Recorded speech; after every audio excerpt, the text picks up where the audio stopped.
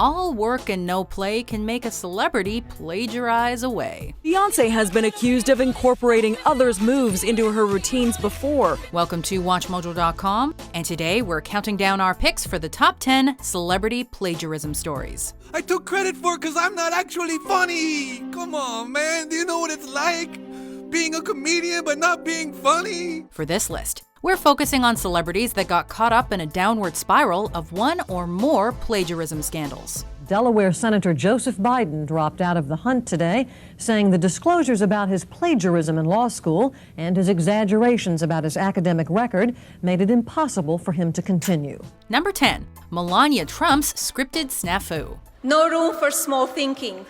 No room for small results. Donald gets things done. At the 2016 Republican National Convention, Melania Trump gave an impassioned speech on behalf of her controversial husband. But it didn't take long for people to pick up on the similarities between Mrs. Trump's address and Michelle Obama's speech at the 2008 Democratic National Convention. You work hard for what you want in life, that your word is your bond, that you do what you say you're going to do. My parents impressed on me the values that you work hard for what you want in life. Despite Melania's stoic demeanor and poised delivery, the phrasing of familial themes highlighted a clear case of plagiarism.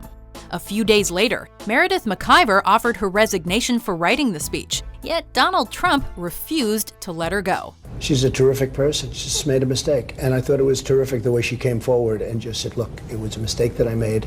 Meanwhile, the internet questioned McIver's very existence. To those who say I stole my speech, I say give me a break.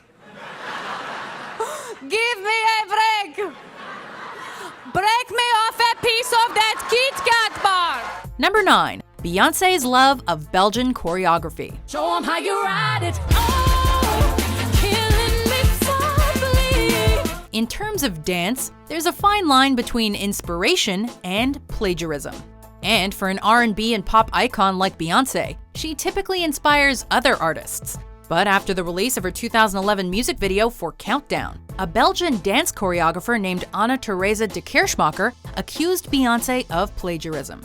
When viewing the productions of each artist side by side, the dance and visual aesthetics are extremely similar. When I watch the 30-second clip of this video, I feel as if it's a little bit of a copy. But when I watch the larger video, it feels more like an homage. But once de Kirchmacher voiced her displeasure, Beyoncé acknowledged that the work inspired her, as had other sources, like Audrey Hepburn's 1957 film, Funny Face. I ain't sorry. I ain't sorry.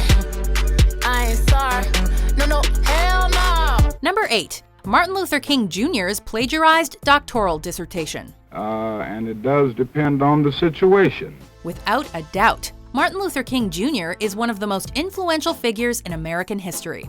But in 1991, 23 years after King's assassination, it was reported that King had applied some, quote, faulty citation practices during his years of higher education at Boston University. In fact, a panel at Boston University concluded that King indeed plagiarized other works in his doctoral dissertation entitled A Comparison of the Conception of God in the Thinking of Paul Tillich and Henry Nelson Wyman. Though Claiborne Carson of Stanford University has noted a, quote, pattern of plagiarism in King's works and speeches, he also believed that King had likely, quote, acted unintentionally. We aren't going to let any injunction turn us around. Number 7. Helen Keller's burst of inspiration. Alright, turn on! Damn it, Timmy, Helen Keller isn't supposed to talk! Helen Keller is a prominent name in the field of education, but 13 years before she became the first deaf and blind person to receive a Bachelor of Arts degree, she published a short story, The Frost King, that raised a few eyebrows.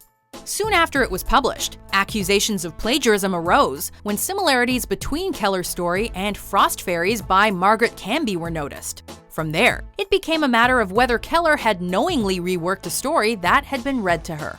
New details continued to emerge throughout the 20th century, with some pointing a finger toward Sophia Hopkins, who was a mentor to one of Keller's teachers, Anne Sullivan, and others maintaining that Sullivan herself was behind the plagiarism all along. So it's been you all along! Oh, this is too perfect! Number 6. Jane Goodall's chaotic method of Wikipedia note-taking. You never put a hat on a chimpanzee. I refuse to believe that. Well, then we shall disagree for the rest of our lives. In the field of chimpanzee research, Jane Goodall has an extensive resume and some serious pop culture cred. Your work has really inspired me, Doctor, and I love your sensible ponytail. Well, thank you.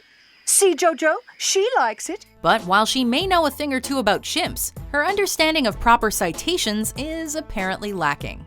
Goodall and co-author Gail Hudson turned to the interweb while researching the 2013 book Seeds of Hope, Wisdom and Wonder from the World of Plants. But it later turned out that a description of botanist John Bartram had actually been copied from Wikipedia, and text had been lifted from the Choice Teas website, a company that contributes to the Jane Goodall Institute. While Goodall has blamed her, quote, chaotic method of note-taking for the uncited text, the end result still amounts to plagiarism. It became more and more apparent that chimpanzees, like humans, have a dark side to their nature. Number 5. Joe Biden's admiration for famous orators.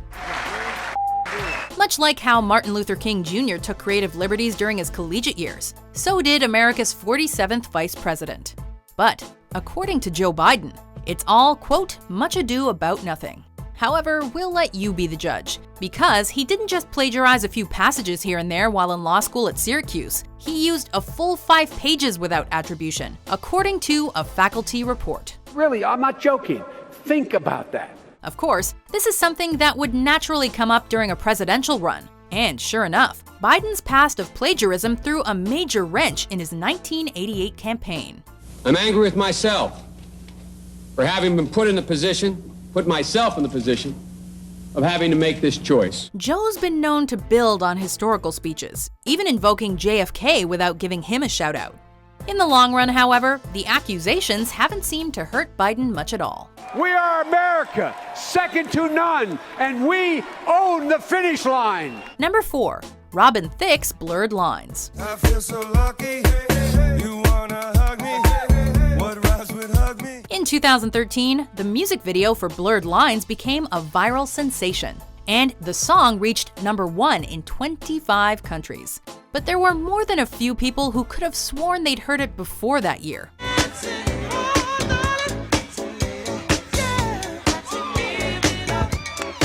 Although Robin Thicke openly admitted to channeling inspiration from soul legend Marvin Gaye, no formal credit was granted. The lack of attribution may not have been a malicious move, but even so, the subsequent legal battle didn't come as a surprise to many. If you listen to the music, I'm sure anyone will see the similarities, clearly between what my father does and what Robin Thicke has been trying to do. On March 10, 2015, Robin Thicke and co-writer Pharrell Williams were forced to pay up $7.4 million to Marvin Gaye's family. On the musical sound-alike scale, this Thicke v. Gay issue lands somewhere between the kinda sounds the same 2008 Joe Satriani v. Coldplay case. Now here's the Satriani tune.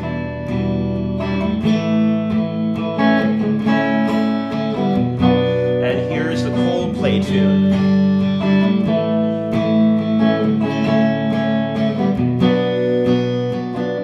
They sound pretty much identical. And the let's just change the lyrics Chuck Berry v. the Beach Boys controversy over 1963's Surfin' USA. Then everybody be surfing like California. They're really rocking in Boston and Pittsburgh, PA. Number 3. Carlos Mencia's joke piracy. Did you see? Carlos Mencia is taking credit for our joke. Really? Yeah, dude, I told you this would happen. For comedians, authenticity is everything. But in the mid-2000s, fellow comic Joe Rogan accused Carlos Mencia of stealing jokes from multiple comedians. He did it to a bunch of different comics. Is it a bad thing? Yeah, it's a terrible thing. And a couple of years later, an encounter at Hollywood's famous Comedy Store led to a heated conversation on ethics between the two. Just talk shit. It's easy to say you steal shit. I could say you steal shit. Like many comics, Mencia has paid his dues in the business, as noted by Mark Maron in his WTF with Mark Maron podcast. But the fact remains that Mencia has been accused of plagiarizing more than one comedian, ranging from a recognized figure like Bill Cosby to lesser-known names. How can you live in America for over 45 years and still say, how are you? I don't understand it. While Rogan took a direct approach to confronting Mencia, Louis C.K. used his own television show for a conversation on plagiarism with fellow comic Dane Cook. Because everything I read about me was about how I stole jokes from you, which I didn't. I kind of think you did. Dude, why would I steal 3 jokes from you when I have hours of material? Why? Why would I do that? Risk my reputation? Because they were funny jokes. Number 2. James Cameron's epic Avatar accusations. I've already got a tall, hot blue girl in that movie. Her name wasn't Neytiri, and it was in a completely different context, but I was already thinking about it then. To be fair, a mere accusation of plagiarism doesn't always mean it's true. For James Cameron, a man known for his large-scale epics, many plagiarism cases against him have been dismissed over the years, dating back to 1984's The Terminator. How are you supposed to get back? I can't. Nobody goes home. However, with the release of Avatar in 2009, a number of people questioned Cameron's idea of intellectual property, as the narrative of Avatar bears a striking resemblance to the 1957 novelette Call Me Joe, which features a disabled protagonist that clashes with an intergalactic culture. I just want to say thanks for killing those things. In fact, there have been multiple documented cases of plagiarism surrounding Cameron's film, and the accusations only seem to keep growing with each passing year. I'll be back. Before we unveil our number 1 pick, here are some honorable mentions. So I took that page and I handed it in, and it got a C+. And I said, all right, now I know I'm right.